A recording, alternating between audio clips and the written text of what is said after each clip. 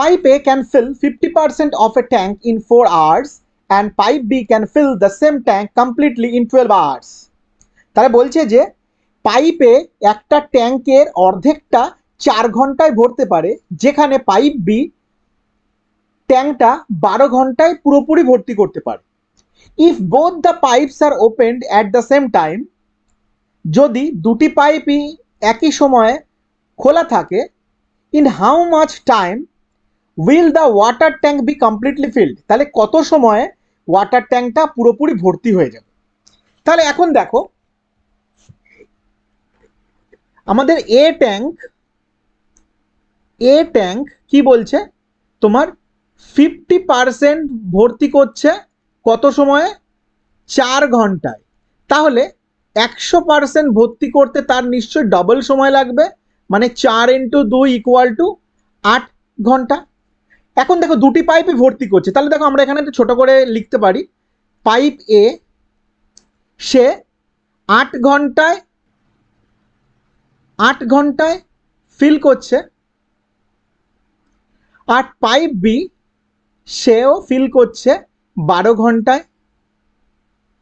যেহেতু ফিল করছে তাই পজিটিভ সাইন দেওয়া হয়েছে। তাহলে এদের যদি এলসিএম নেওয়া হয় সেটা হবে আমাদের capacity.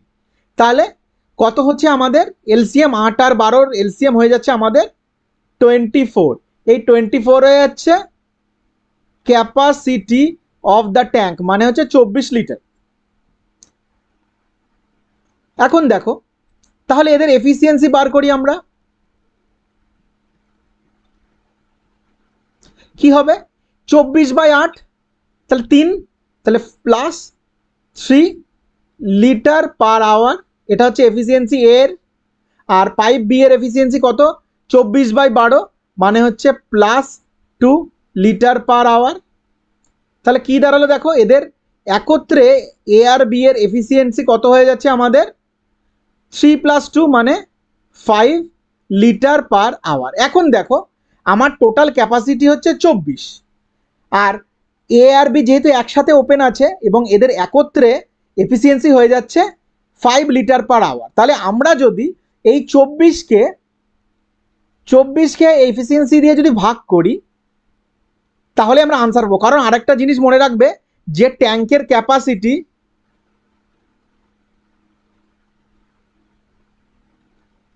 Equal to efficiency into time, ঠিক আছে? এই ফর্মুলাটা মনে রাখবে, এটা অনেক ক্ষেত্রে লাগবে। তাহলে কি দাঁড়াচ্ছে আনসারটা,